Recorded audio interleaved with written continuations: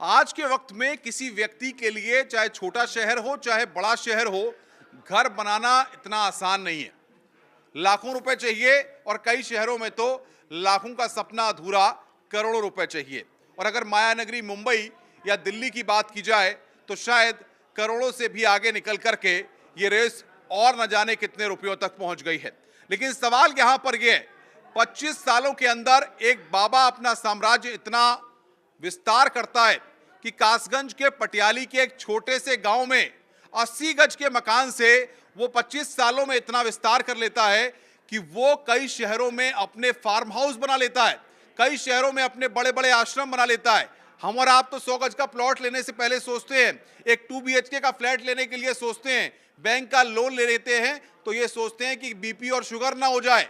लेकिन सोचिए आप, एक बाबा है 25 साल में इतना बड़ा साम्राज्य खड़ा करता है, आखिर पैसा कहां से आता है? सोशल मीडिया या तमाम जगहों पर इस तरह की चर्चाएं हैं कि बाबा के यहां आने वाली महिलाएं या बाबा के यहां जो लोग आते थे उनसे वो चंदा लेता था या नहीं लेता था। इसको लेकर अलग अलग तरह की बातें हैं। लोग कह रहे हैं कि बाबा कोई भी चंदा नहीं लेता था।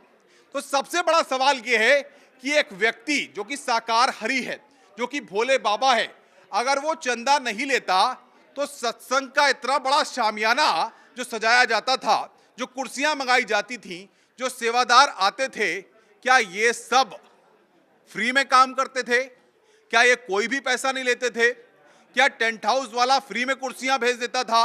ये सारे खर्चे कहां से होते थे? और बाबा ने इतनी जगह जो जमीनें ले रखी हैं या इतनी जगह जो अपने आश्रम बना रखे हैं, वहां का खर्चा कैसे निकलता था? क्या बाबा के पास पुरानी कोई संपत्ति है या पैतृक कुछ संपत्तियां हैं? ये सारी चीजें हर कोई जानना चाहता है। आखिर साकार हरि और भोले बाबा एक कासगंज के पटियाली में 80 गज के एक छोटे से मकान से कैसे अरबों खरबों का साम्राज्य स्थापित कर लेता है? आखिर ये पैसा आता कहां से है? कौन ये पैसे देता है?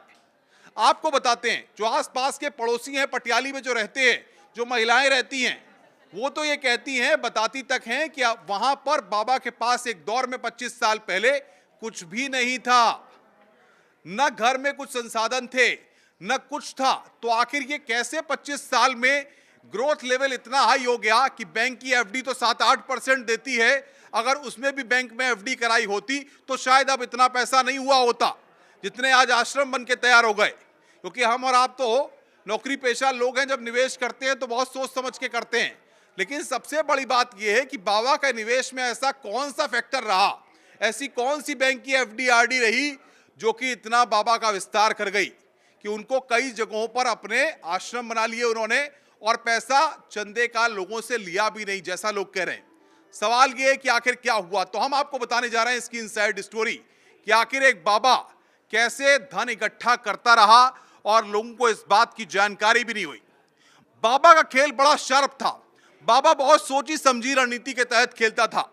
भोले बाबा का सबसे बड़ा हिस्सा वो क्या करते थे, जब सत्संग में 1.5 लाख 2 लाख लोग आते थे और उसके बाद बाबा के पास मंच पर आकर के जो लोग बाबा से बात करते थे या अपनी समस्याओं को लेकर के बातचीत करते थे, बाबा उसका पूरा एक रिकॉर्ड बाबा के सेवादार बनाते थे कि फलाना व्यक्ति अलीगढ़ से आया है, फलाना व्यक्ति कासगंज से आया है, फलाना व्यक्ति मुंबई से आया है, एक कारोबारी है, इसकी बहू के बेटा नहीं हो रहा है या बेटी नहीं हो रही है।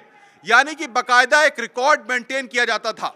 और उस रिकॉर्ड के मेंटेन करने के बाद जो बाबा इलाज के लिए तमाम चीजें बताया करते थे या जो उसको सलाह दिया करते थे, उसके बाद अगर 6 महीने साल भर बाद या 1.5 साल बाद ऐसे लोगों का जो समूह या डाटा तैयार होता था, उसके बाद वो व्यक्ति जब उसकी संकट हर लिए जाते थे या उसकी समस्या का समाधान हो जाता था तो वो बाबा के यहाँ आ करके चढ़ावा चढ़ाया करता था। कई ऐसे लोग हैं जिन्होंने बाबा के यहाँ पहले सत्संग में हिस्सा लिया और उसके बाद बाबा के यहाँ आ करके उन्होंने बाबा के यहाँ आश्रम के लिए बाबा के यहाँ आ करके पैसे भी दिए और मदद भी की। ऐसी जानकारियां जो स्थानीय हैं, जो आसपास के लोग हैं, वो लगातार दे रहे हैं, जो बता रहे हैं कि बाबा किस तरीके से फलता गया और फूलता गया और लगातार उसकी आय में इजाफा होता चला गया।